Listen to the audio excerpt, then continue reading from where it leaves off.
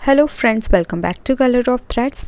आज के इस वीडियो में आप न्यू ट्रेंडिंग पाकिस्तानी सलवार की कटिंग और स्टिचिंग सीखेंगे। और इसे स्ट्रेट सलवार भी बोला जाता है। और जिस तरह से अफ़गानी सलवार या प्लाज़ो के साथ आप कुर्ती को डिज़ाइन करते हैं, बिल्कुल इसी तरह से इस सलवार के साथ आप कुर्ती को डिज़ाइन कर सकते हैं। तो आपका ज़्यादा टाइम ना लेते हुए वीडियो शुरू करते हैं। और ये सलवार बनाने के लिए मैंने लिया है 2.25 मीटर का फैब्रिक और फैब्रिक की विड्थ है 42 इंच की। और देखिए, इस सलवार का ज़्यादा घेर नहीं रहता है, इसीलिए 2.25 मीटर में ये आपकी सलवार इजीली बन जाती है। आप सलवार कट करने के लिए कपड़े को लंबाई में इस तरह से 2 फोल्ड करके रखें। कपड़े की सीधी वाली साइड अंदर की तरफ है, ये कपड़े की लंबाई वाली साइड है और ये कपड़े की चौड़ाई वाली साइड है। अब इस 2 फोल्डेड कपड़े को दोबारा से 2 फोल्ड करेंगे। तो इस तरह से सलवार कट करने के लिए कपड़े को बराबर से 4 फोल्ड कर लेना है। और फोल्डिंग के बाद फैब्रिक की विड्थ है 21 इंच की, यानी कि फुल विड्थ है इसकी 42 इंच की। अब इस पर हम बेल्ट के लिए मार्किंग करेंगे। तो ऊपर हमें इलास्टिक लगानी है 1 इंच चौड़ी। तो ऊपर से 2 इंच पर इस तरह से मार्किंग करेंगे इलास्टिक फोल्डिंग के लिए। अब इस मार्किंग के ऊपर सीधी लाइन ड्रॉ करें। अब इस मार्किंग से नीचे वाली साइड पर हम रेडी लेंथ के लिए मार्किंग करेंगे। तो मेरी सलवार की रेडी लेंथ है 37 इंच की। तो ये हमारी रेडी लेंथ है। अब इस निशान से 1.5 इंच आगे की तरफ एक्स्ट्रा मार्जिन लेंगे और इस पर सीधी लाइन ड्रॉ कर देंगे। तो बॉटम के ऊपर मुझे जॉइंट लेस लगानी है, इसलिए मैंने यहाँ पर 1.5 इंच का मार्जिन लिया है। अगर आपने लेस नहीं अटैच करनी तो 1 इंच का ही मार्जिन ले। तो ये देखिए, ये जो जॉइंट लेस है बॉटम से हम यहाँ पर कट लगा के इसे बीच में इंसर्ट करेंगे। तो इसीलिए यहाँ पर मैंने 1.5 इंच का मार्जिन रखा है। अब ये जो फैब्रिक की खुली वाली साइड है, इस साइड पर हम आसन के लिए मार्किंग करेंगे। मैं ये सलवार 40 हिप साइज़ के लिए बना रही हूँ, तो इस साइज़ में 13 इंच की क्रॉच लेंथ आएगी। अगर थोड़े हैवी साइज़ के लिए बना रहे हो तो 14 इंच की क्रॉच लेंथ रखें।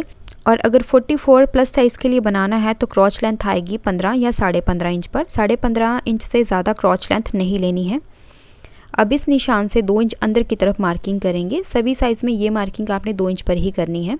अब इस मार्किंग को सीधी लाइन के साथ इस तरह से जोड़ दें और यहाँ पर क्रॉच की इस तरह से गुलाई दें।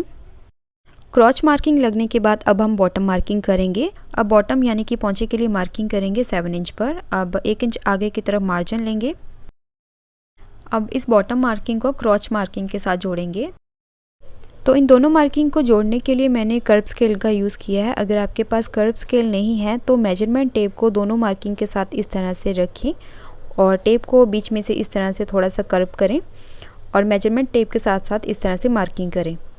और देखिए, ये सलवार में ये हल्की सी गुलाई आपने ज़रूर देनी है, क्योंकि पाकिस्तानी सलवार में नॉर्मल सलवार की तरह चुन्नटें नहीं आती हैं। तो सलवार की मार्किंग बिल्कुल कंप्लीट है। अब इस बाहर वाली मार्किंग के ऊपर इसे कट कर दें। और देखिए फ्रेंड्स, मेरी हर एक वीडियो में यही कोशिश रहती है आपको हर एक स्टेप मैं अच्छे से बता पाऊँ।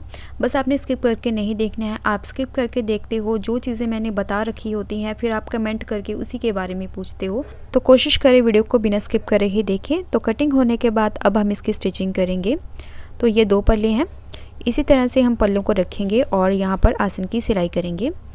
बिल्कुल इसी तरह से दूसरी साइड पर भी आसन की पहले स्टिचिंग करेंगे इस तरह से। और दोनों साइड की आसन की सिलाई लगने के बाद अब हम पोंचे रेडी करेंगे।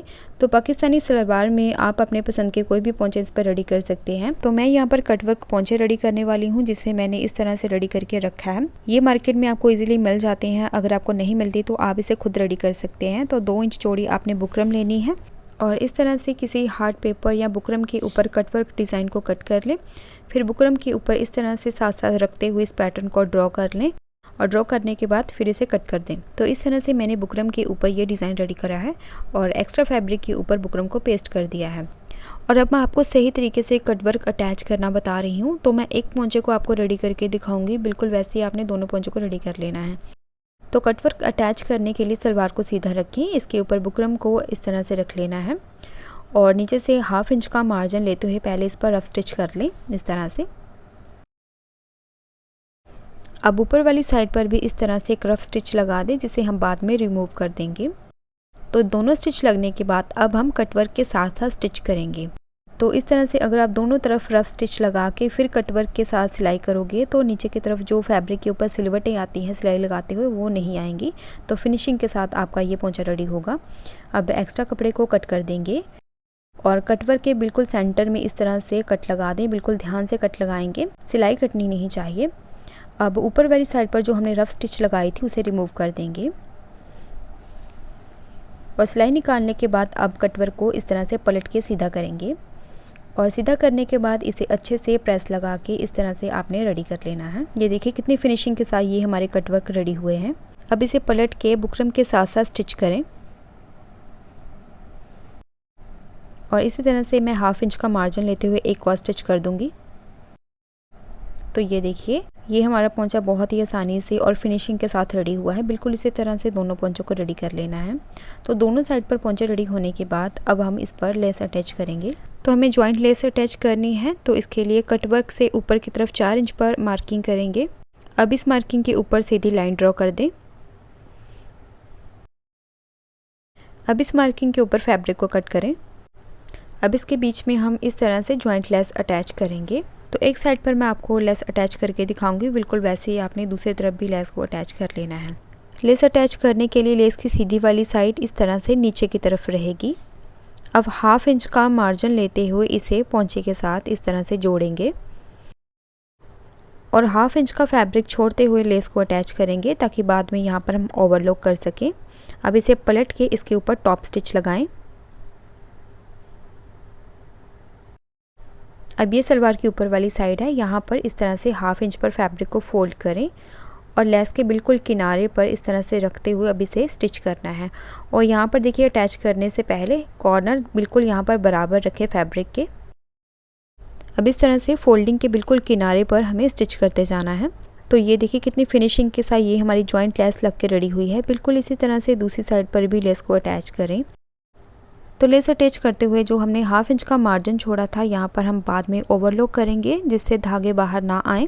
तो इस तरह से कॉटन के ऊपर तो धागे नहीं निकलते हैं, पर सिंथेटिक फैब्रिक के ऊपर आप ओवरलॉक ज़रूर करें। तो दोनों तरफ लेस लगने के बाद पोंचे को ऐसे डबल फोल्ड करें। जितनी आपको पोंचे की लूजिंग चाहिए उतनी मार्किंग करनी है। अब यहाँ से इसे स्टिच करना शुरू करेंगे। जिस तरह से हम नॉर्मल सलवार के ऊपर स्टिचिंग करते हैं बिल्कुल वैसे ही आपने इस पोंचे से लेकर दूसरे पोंचे तक इसे स्टिच कर दें।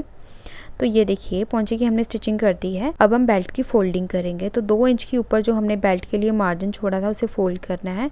अब इलास्टिक लेंगे 1 इंच चौड़ी और जो भी आपकी कमर का साइज़ है उसमें से 3 इंच कम करने के बाद आपने इलास्टिक की लेंथ लेनी है। तो मेरी कमर का साइज़ था 30, उसमें से 3 इंच कम करने के बाद मैंने 27 इंच लेंथ में इलास्टिक ली है। अब इलास्टिक के दोनों कॉर्नर को इस तरह से ओवरलैप करके इस पर स्टिच कर देंगे। इस तरह से हमने स्टिच कर दिया है। अब जो ऊपर से 2 इंच का मार्जिन छोड़ा था वहाँ पर इलास्टिक को इस तरह से रखते हुए एक्स्ट्रा फैब्रिक को ऐसे फोल्ड करते हुए इसे स्टिच करेंगे। तो ये स्टेप मैं आपको मशीन पर ही बताऊंगी क्योंकि बिगनर्स को कुछ चीज़ें नहीं आती जो उनको बताना ज़रूरी होता है। तो 2 इंच का जो हमने मार्जिन छोड़ा था उसे इस तरह से फोल्ड करते हुए फोल्डिंग के बिल्कुल किनारे पर स्टिच करना है। ध्यान रहे कि इलास्टिक के ऊपर ये सिलाई आपकी ना आए, क्योंकि इलास्टिक को इस तरह से खींचते हुए हमें बेल्ट की फोल्डिंग करनी है। अगर आप इलास्टिक के ऊपर स्टिच लगा दोगे तो इस तरह से आप इलास्टिक को खींच नहीं पाओगे। तो ध्यान रहे कि इलास्टिक के ऊपर आपकी स्टिच ना आए। तो बेल्ट फोल्डिंग होने के बाद इलास्टिक को कमर के ऊपर सेट करने के लिए इलास्टिक को 3 से 4 बार इस तरह से अच्छे से स्ट्रेच करना है, जिससे पूरी कमर के ऊपर इलास्टिक अच्छे से सेट हो जाएगी। अब इलास्टिक को इस तरह से खींच के इसके सेंटर में 1 या 2 स्टिच लगा दें। तो यहाँ पर मैं डबल स्टिच लगा रही हूँ, आप चाहे तो यहाँ पर सिंगल स्टिच भी लगा सकते हैं। तो ये देखिए स्टिच लगने के बाद हमारी फिनिशिंग के साथ इलास्टिक लग चुकी है। तो बेल्ट रेडी होने के बाद ये हमारी कंफर्टेबल पाकिस्तानी सलवार बनके बिल्कुल रेडी है। आज की ये वीडियो आपको कैसी लगी कमेंट और लाइक करके ज़रूर बताएं। तो मिलते हैं नेक्स्ट वीडियो में किसी नए टॉपिक के साथ, तब तक के लिए बाय बाय।